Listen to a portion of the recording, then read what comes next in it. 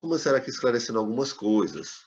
No inglês, nós teremos dois tipos de verbos. Nós teremos os verbos regulares e os verbos irregulares. Hoje, só interessa para nós aqui nessa aula os verbos que são regulares. Vamos esclarecer aqui, ó. A língua inglesa, ela vai ter mais de 8.000 verbos. Desses 8.000 verbos, apenas 470 deles são irregulares. Ou seja, nessa aula aqui de hoje, nessa aula curtinha de pouco aí de 15 minutos, vocês aprenderão a fazer o passado de mais de 7.000 verbos. Ou seja, eu acho que é uma aula que vale a pena prestar atenção, vale a pena pegar o seu caderninho aí e anotar tudo. Tranquilo? Vamos começar por aqui, ó. Na maioria dos verbos, acrescentamos somente a terminação ed, ou seja, o verbo já está lá, prontinho, e no final dele nós colocaremos um ed. Mais ou menos assim. Temos to work, trabalhar. Lembra, o to está aqui porque esse verbo não está sendo conjugado, esse verbo está na forma infinitiva do inglês. O passado de work é worked, worked, worked. Tenta repetir lá. Worked. Lembra? Google Tradutor, segura, worked. E vê lá se está saindo legal. Porque, às vezes, o D vai ter um som de T, às vezes o D vai ter som de D, realmente. Mas isso a gente vai ver mais para frente em aulas mais de fonética. Aqui nós estamos vendo apenas a questão escrita, tá certo? Então, olha só. Aqui, o que aconteceu logo de cara? Colocamos o ed e tiramos o to. Por que tiramos o to? Porque agora o verbo está sendo conjugado. Lembra que o to indica que o verbo está no infinitivo. Aqui é trabalho. Certo? Ah, desculpa, aqui é trabalhar. Desculpa, aqui é trabalhar. Se tivesse I, aqui seria eu trabalho, e o você trabalha. Só que aqui, ó, worked vai servir para todas as pessoas. Quando nós falamos em passado, não temos a regra da terceira pessoa. Lembra aquela regrinha que o verbo ganhava o S na terceira pessoa? Pois é, quando falamos de passado, é ED para todo mundo. Um exemplo aqui, ó. I work at school. Eu trabalho na escola. I work at school. O passado, I worked at school. I worked at school. Certo, pessoal? Então, ó, work vira worked. Qual é a primeira regra? A primeira regra foi essa. Na maioria dos verbos, acrescentamos somente ed. Anota tudo, não deixa passar nada. Ok? A próxima. Quando o verbo termina em e, só acrescente o d. Simples, né? Eu ia colocar ed, mas se no caso o verbo for regular e já tiver a letra e, você coloca apenas o d. Ok? Então, ó, to live, viver. Lived, to live, lived. Aqui no caso, se to live é viver ou morar, lived, viveu ou morou. E pode ver que aqui já tem um sonzinho de D. Lived, worked, som de T. Lived, som de D. Não se preocupe com o som agora, o som vai ser visto na aula de fonética, que nós estamos apenas vendo questão gramatical escrita. I live in Santa Cruz. I live in Santa Cruz. Eu vivo ou eu moro em Santa Cruz. Caso eu me mude para algum lugar, eu direi que I lived in Santa Cruz. I lived in Santa Cruz. Então, eu vivia, ou eu morava, ou eu vivi, ou eu morei em Santa Cruz, tá certo? Ó, se o verbo já tinha o é, colocou apenas o de. Quando fizer essas escritas, pessoal, quando vocês copiarem isso daqui, por favor, mantenha essa diferença. Tenta usar duas cores de caneta, tá certo? Para vocês verem bem onde é que está sendo alterado aqui o verbo. Terceira regra, lembra? A primeira, colocamos apenas ed, sem mexer em nada. Na segunda, já tinha o e, colocou apenas o d, sem mexer em nada. Aqui, ó, quando o verbo acabar em vogal mais y, acrescente ed. Olha só, vogal mais Y. Um exemplo de verbo com vogal mais Y. To play. Jogar, tocar ou brincar. Lembra? To play. Eu tenho um Y, mas antes dele eu tenho uma vogal. Na verdade, nós já vimos algo bem parecido aqui quando a gente usava a terceira pessoa, não é? Que aqui ganhava só um S e tal. Temos lá, regrinha na terceira pessoa, para vocês relembrarem e verem o que acontece aqui. Só que agora virou played. To play virou played. Por quê? To play, jogar, tocar ou brincar. Played, jogou, tocou ou brincou, certo? A frase, you play soccer very well. You play soccer very well. Você joga futebol muito bem. Presente. No passado, you played soccer very well. You played soccer very well. Você jogou futebol muito bem. Nossa próxima aqui, ó, e última regrinha, tá vendo? Apenas 4 regras para vocês aprenderem. Não vou falar nem memorizar, vou falar aprender. Tem desculpa para não aprender, não. A maioria dos verbos coloca apenas ED. Se o verbo já tiver a letra E, coloca o D. Se tiver Y, mas antes do Y for vogal, coloca ED também. Aqui agora, ó, quando o verbo acabar em consoante mais Y, elimine o Y e acrescente IED. Elimina, tá certo? Acaba com ele lá. Acaba com a raça dele. Então, quando o verbo acabar em consoante mais Y, elimine o Y e acrescente ED. Eu não coloco essas coisas. Elimine. Para que eu coloquei elimine? Não coloquei tiro, mas... To cry. Passado, cried. Mas olha o que aconteceu. O Y sumiu, entrou agora IED. Nossa quarta e última regrinha. They cry all night. They cry all night. Eles choram a noite toda. No passado, they cried all night. They cried all night.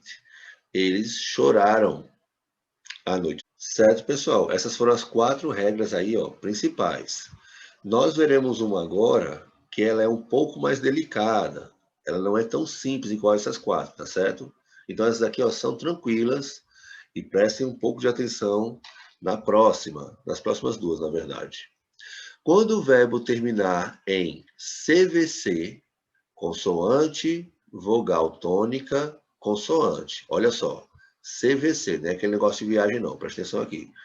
Consoante, vogal tônica, consoante. Repita a consoante final e acrescente ED. Vamos lá, vamos ver como é que isso aqui fica. Nós já estudamos CVC quando falamos de presente contínuo, hein? Então, essa regra já é conhecida de vocês. Olha só. To stop. To stop. Eu tenho a última letra, vou fazer aqui com vocês. Eu tenho a última letra, é uma consoante.